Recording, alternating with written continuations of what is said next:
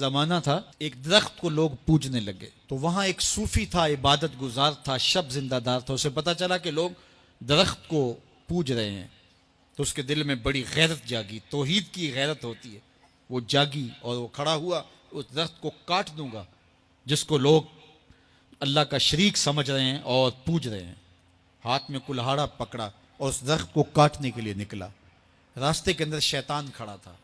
اس نے کہا میں تو نہیں جانے دوں گا، اور شیطان نے راستہ روکا. اس نے پٹک کے شیطان کو زمین پہ مارا اور اس کی چھاتی پہ بیٹھ گیا. شیطان بہت مکار ہے اور وہ ہر ایک کو ایک طریقے سے نہیں لوٹتا، اس کے بڑے مکر و فریب اور دجل و تلبیسات ہیں.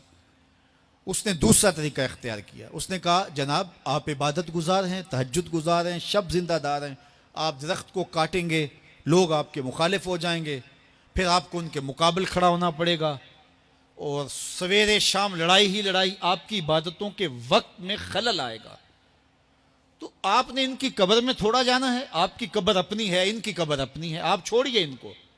اور ساتھ ہی کہا کہ جب آپ مصلی اٹھایا کریں گے تو نیچے سے ایک درہم مل جایا کرے گا آپ کو، تو آپ اس سے اپنے کھانے پینے کا انتظام کر لیا کریں گے اور آپ فارغ البال بھی ہو جائیں گے. اس طرح باتوں میں لگایا اور وہ زاہد صاحب واپس آ گئے.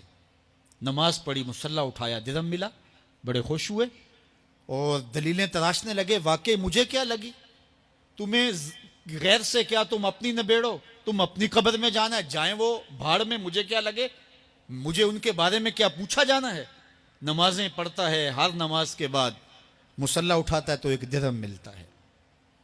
کافی دن گزر گیا، دل بھی آہستہ آہستہ مردہ ہو گیا. ایک دن مصلی اٹھایا تو کوئی درہم نہیں نکلا. پھر دوبارہ کلہاڑا اٹھایا، اٹھا، راستے میں پھر شیطان کھڑا تھا. کہا کدھر جا رہے ہو؟ کہا درخت کو کاٹنے جا رہا ہوں. شیطان نے کہا میں تو نہیں جانے دوں گا. اس کو تجربہ تھا کہ میں اس کو پٹک کے زمین پہ مارا تھا، یہ میرے سے طاقتور تو ہے ہی نہیں. اس نے پھر گریبان سے پکڑ لیا.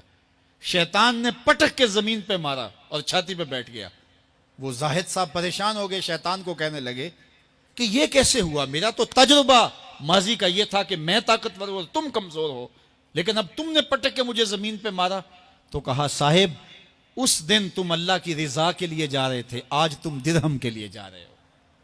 تو جب عمل میں خلوص نہیں رہتا تو پھر عمل نہیں رہتا، عمل میں قوت نہیں رہتی، پھر سجدے بے روح ہو جاتے ہیں، نمازیں بے ذوق ہو جاتی ہیں، صفیں کج دل پریشاں، سجدے بے ذوق کہ وہ جذبے اندروں باقی نہیں. نماز، روزہ، حج، زکوٰۃ سب کچھ ہے باقی مگر تو باقی نہیں. پھر سب کچھ چلتا رہتا ہے لیکن رسم ہوتی ہے. لا یبقى من الاسلام الا اسمہ ولا یبقى من القرآن الا رسمہ.